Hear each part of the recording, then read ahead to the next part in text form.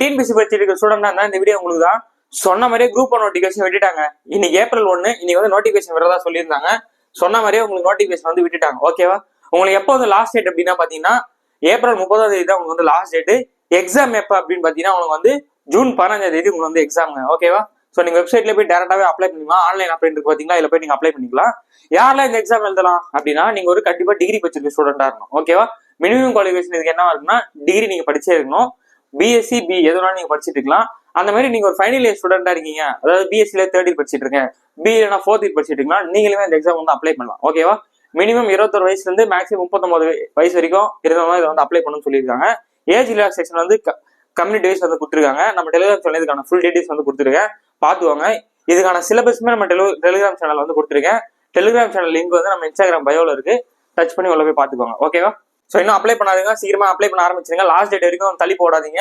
So 30ஆம் தேதி 30ஆம் வரைக்கும் போவாங்க, முன்னாடி வந்து அப்ளை பண்ணி முடிச்சிருங்க. ஓகேவா சார்? இதெல்லாம் ஓகே, குரூப் 1 நோட்டிஃபிகேஷன்லாம் ஓகே. நாங்களாம் வந்து குரூப் 4 தான் சார் படிச்சுட்டு இருக்கோம். எங்களுக்கு எப்போ சார் நோட்டிஃபிகேஷன் அப்படின்னா உங்களுக்கு ஏப்ரல் 25ஆம் தேதி நோட்டிஃபிகேஷன். எக்ஸாம் வந்து ஜூலை 13ஆம் தேதி எக்ஸாம். சொன்ன மாதிரி நெத்தி போட்டு லட்சம் வரை டிஎன்பிசி பண்ணிட்டே இருக்காங்க. இன்னைக்கு ஏப்ரல் 1 சொன்னாங்க, இதே மாதிரி வந்துருச்சு. அதே மாதிரி குரூப் 4 ஏப்ரல் 25 நோட்டிஃபிகேஷன், எக்ஸாம் வந்து ஜூலை 13.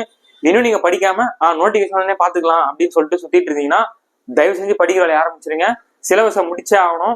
இன்னும் நம்ம நாள் நெருங்கிட்டே வருது. ஓகேவா? புரியுதா?